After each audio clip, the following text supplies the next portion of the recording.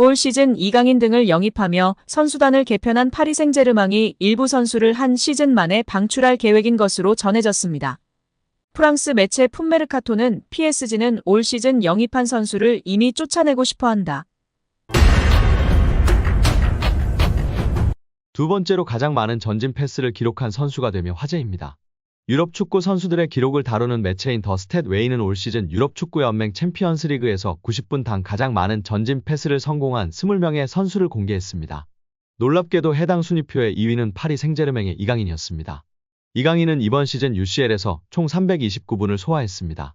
이 중 성공시킨 전진 패스는 총 41개였으며 경기당 11.22개의 전진 패스를 선보였습니다. 적은 출전 시간에도 제 몫을 다했다는 것을 알 수 있습니다. 또한 적극적인 공격 성향이 수치와 데이터를 통해 드러난 것이기 때문에 더욱 공격적으로 활용하는 것이 맞다라는 이야기입니다.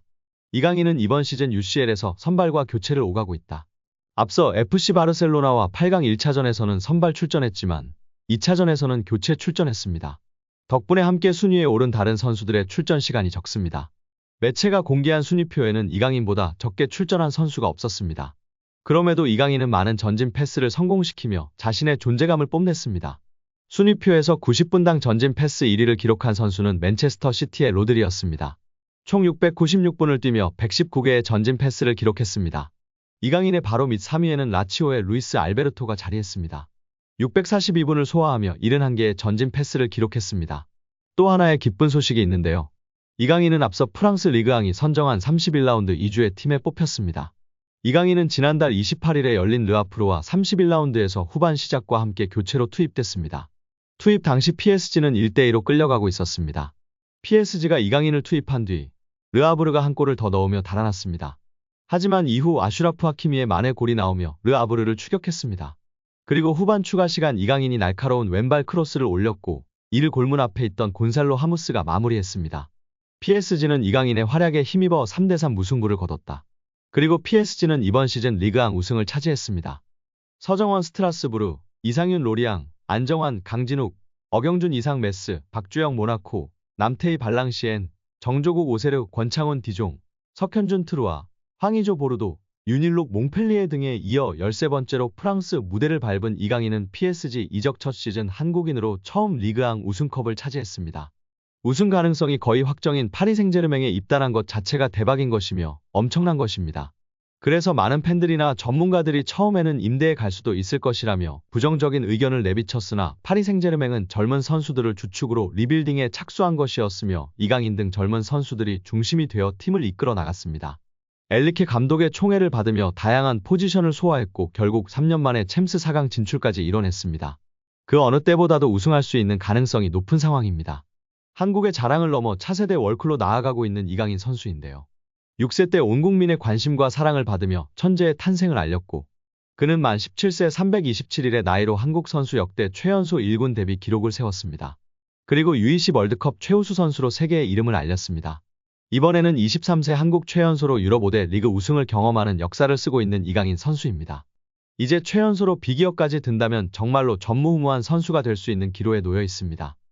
통계 매체 스코어 90에 따르면 도르트문트와 파리 생제르맹과의 4강 대결에서 결승 진출팀은 파리 생제르맹이라고 예상하고 있습니다.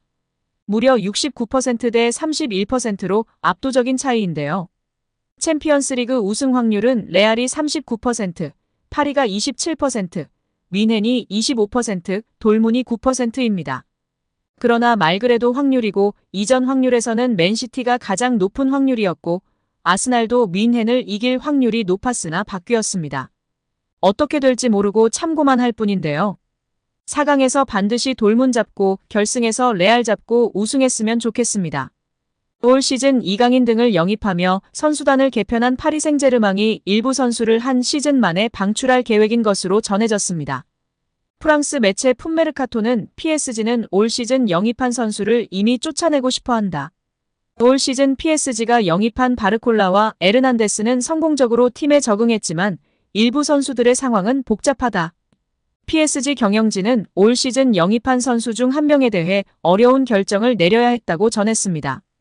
이 매체는 루이스 엘리케 감독은 선수단 전체에게 출전 기회를 주고 싶어한다. 특히 이강인, 베랄도, 바르콜라, 덴벨레, 에르난데스는 많은 출전 기회를 얻었다면서도 반면 무아니, 우가르텟 하무스, 슈크리니아르 같은 일부 선수들은 어려움을 겪었다고 언급했습니다. 특히 슈크리니아르에 대해선 PSG가 이미 강력한 결정을 내렸다. PSG 기술진은 올 시즌 슈크리니아르의 활약에 만족하지 않는다. 허리 부상을 안고 PSG에 합류한 슈크리니아르는 기대만큼의 활약을 펼치지 못했다. PSG는 슈크리니아르의 포지션에서 활약할 새로운 선수를 찾고 있다고 덧붙였습니다. PSG는 올 시즌을 앞두고 메시와 네이마르가 팀을 떠난 가운데 이강인을 포함해 10명이 넘는 선수들을 영입해 선수단을 개편했습니다. 올 시즌 PSG에 합류한 이강인은 꾸준한 활약을 펼치고 있지만 슈크리니아르는 PSG에서 부상 등으로 인해 기대만큼의 활약을 펼치지 못했습니다. 인터밀란의 주장으로 활약하며 2020년도 시즌 리그 우승을 이끌기도 했던 슈크리니아르는 PSG 합류한 후 한 시즌도 되지 않아 유력한 방출 후보로 거론되고 있는 충격적인 소식입니다. 어떻게 보면 이강인 선수는 실력과 잠재력, 스타성을 인정받아 파리 생제르맹의 중요 선수로 평가받고 있는 것에 자부심이 느껴지는 것 같습니다. 영국의 플래닛 풋볼이 흥미로운 기사를 실어 눈길을 끌었습니다.